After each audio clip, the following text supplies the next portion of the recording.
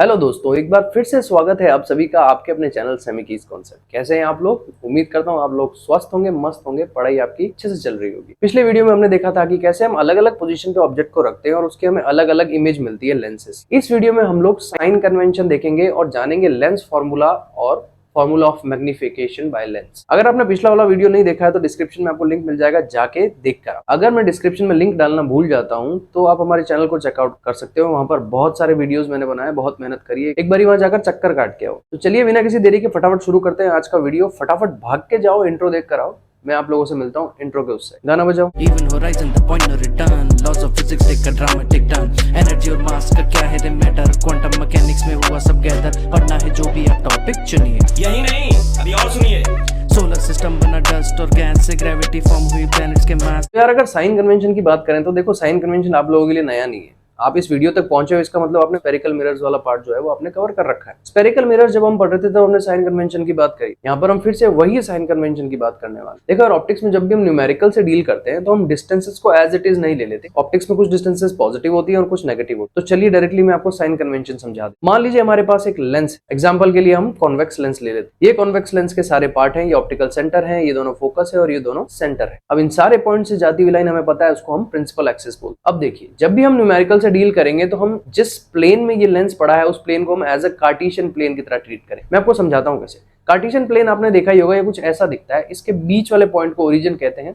बीच वाले पॉइंट से सारे लेफ्ट के कैलिब्रेशंस होते हैं वो नेगेटिव होते हैं, बीच वाले पॉइंट से सारे राइट के कैलिब्रेशंस होते हैं वो पॉजिटिव होते हैं। उसी तरह से बीच वाले पॉइंट से ऊपर के कैलिब्रेशन की अगर मैं बात करूं तो वो पॉजिटिव, और बीच वाले पॉइंट यानी कि ओरिजिन से नीचे वाले जो सारे कैलिब्रेशंस होते हैं वो नेगेटिव। अब कार्टेशियन प्लेन आपने मैथ्स में देखा होगा, उसी तरह से हम इस प्लेन को, जिस प्लेन में हमारा लेंस पड़ा है, उसको हम कार्टेशियन प्लेन की तरह डील। यहाँ पर जो हमारा ऑप्टिकल सेंटर है वो ओरिजिन की तरह एक्ट करेगा। सारी डिस्टेंसेस जो हम नापेंगे वो ओरिजिन से नापेंगे, ओरिजिन से मेजर करेंगे। अब लेंस से जो सारी लेफ्ट वाली डिस्टेंसेस हैं वो सारी नेगेटिव होंगी, लेंस से जो राइट वाली डिस्टेंसेस सारी हैं वो सारी पॉजिटिव। प्रिंसिपल एक्सिस से जितनी डिस्टेंसेस हम लोग ऊपर की तरफ मेजर करेंगे वो सारी पॉजिटिव होंगी, और प्रिंसिपल एक्सिस से हम लोग नीचे की तरफ जितनी डिस्टेंसेस मेजर करेंगे वो सारी नेगेटिव। अब यहाँ पर जब मैं लेफ्ट और राइट बोल रहा हूँ तो इसका मतलब मैं व्यूअर के पर्सपेक्टिव से बोल रहा हूँ, यानी कि जब आप इस इमेज को देख रहे हैं तो आपका लेफ्ट और आपका राइट, कंफ्यूज मत होना। अब चलिए मैं एक एग्जांपल ले लेता हूं, इस एग्जांपल से आपको अच्छे से समझ में आएगा कि मैं क्या बोल। मान लीजिए हमारे पास एक लेंस है और एक ऑब्जेक्ट है। अब यहाँ पर मैं आपको एक और बात क्लियर कर देता हूं कि जब भी हम ऑप्टिक्स में ऑब्जेक्ट रखते हैं, लेंस या मिरर या किसी भी ऑप्टिकल इंस्ट्रूमेंट के सामने, तो हमेशा उसके लेफ्ट में रहता है। अब ऐसा क्यों है? क्योंकि एक स्टैंडर्डाइज रूल है। हम हमेशा जब भी रे डायग्राम बनाते हैं उसमें हम ऑब्जेक्ट की पोजीशन लेंस के या मिरर के लेफ्ट साइड में रखते हैं। अब मान लीजिए ये जो ऑब्जेक्ट है वो लेंस के सामने 5 सेंटीमीटर पड़ा है,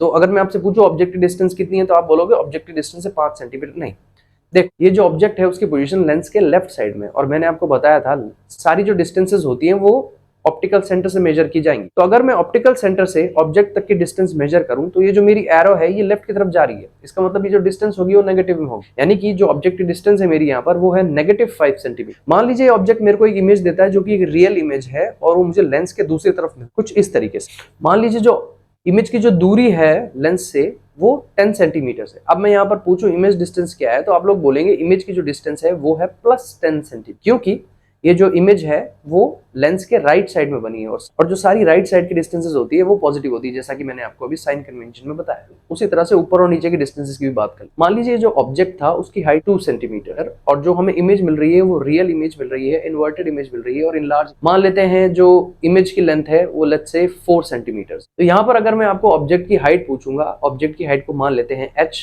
then h will be equals to +2 centimetre. अब यहाँ पर पॉजिटिव क्यों है? क्योंकि जो इमेज है वो अपराइट है और वो ऊपर की तरफ जाए। यहाँ पर चलिए इमेज की हाइट को h डैश से डिनोट करते हैं। So h dash will be equals to -4 centimetre. अब यहाँ पर नेगेटिव साइन ये शो कर रहा है कि जो इमेज है वो इन्वर्टेड बनी। सो इसी तरह से आपको न्यूमेरिकल सॉल्व करते समय भी जो भी आप डिस्टेंसेस लेंगे उनको साइन कन्वेंशन के साथ आपको ले, यानी कि मान लीजिए किसी क्वेश्चन में आपको ऑब्जेक्ट की डिस्टेंस 6 सेंटीमीटर दे रखी है तो आप न्यूमेरिकल सॉल्व करते समय u इक्वल्स टू -6 ले। अच्छा, मैं यहाँ पर ये मान के चल रहा हूँ कि आपको u, v और f ये जो सारे लेटर्स है किन किन चीजों को डिनोट करते हैं इसमें आपको कंफ्यूजन नहीं होगा। अगर आपको इनमें कंफ्यूजन है कि मैं यू वी क्या बोल रहा हूँ तो यू जो होता है वो ऑप्टिक्स में हम लोग ऑब्जेक्ट की डिस्टेंस को डिनोट करते हैं, वी जो होता है उससे हम इमेज की डिस्टेंस को डिनोट करते हैं, एच ऑब्जेक्ट की हाइट होती है, एच डैश इमेज की हाइट होती है, एफ जो होती है वो फोकल लेंथ होती है मिरर या लेंस की। अब यहाँ पर आप ये क्वेश्चन पूछ सकते हैं कि सर यहाँ पर दो फोकस पॉइंट है तो हम फोकल लेंथ को नेगेटिव लें इस तरह से या पॉजिटिव लें इस तरह से, बिकॉज मिरर के केस में एक ही फोकल लेंथ थी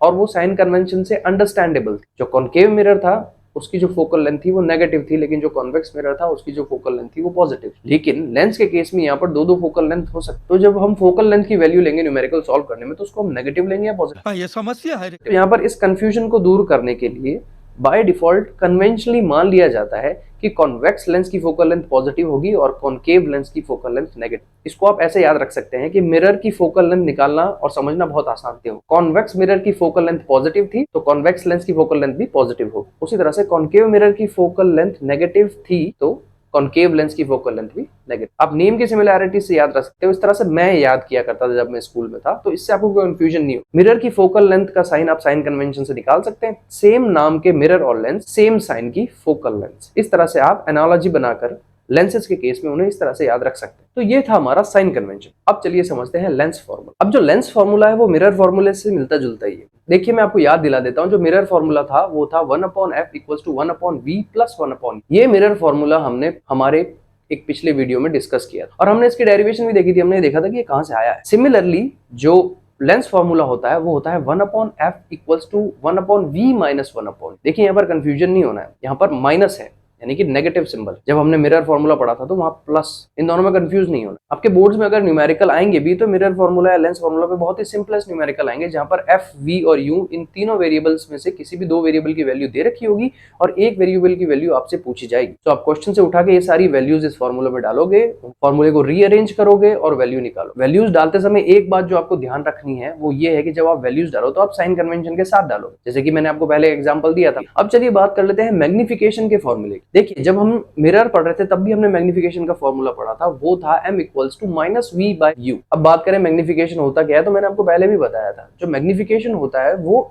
इमेज की हाइट और ऑब्जेक्ट की हाइट का रेशियो होता है, यानी कि m = h'/h। यहाँ पर हम लोग मैग्निफिकेशन का फॉर्मूला देखेंगे, वो भी मिरर के मैग्निफिकेशन के फॉर्मूले से काफी मिलता जुलता है, बस एक साइन का डिफरेंस। यहाँ पे जो मैग्निफिकेशन का फॉर्मूला है वो है m = v/u। यानी कि जब हम लेंसेज की बात करते हैं तो उस समय जो मैग्निफिकेशन होता है वो इमेज की डिस्टेंस डिवाइडेड बाय ऑब्जेक्ट की डिस्टेंस होती है ऑप्टिकल सेंटर से। लेकिन जब हम मिरर्स की बात करते हैं तो जो हमारा मैग्निफिकेशन होता है वो होता है नेगेटिव ऑफ इमेज की डिस्टेंस डिवाइडेड बाय ऑब्जेक्ट की डिस्टेंस फ्रॉम लेंस। उम्मीद है आप लोग कंफ्यूज नहीं होंगे। लेंस के केसेस में और कर्व्ड मिरर के केसेस में फॉर्मूला जो है वो काफी मिलते जुलते हैं, सिर्फ साइन का डिफरेंस। सो इन फॉर्मूला को अच्छे से ध्यान में रखिएगा।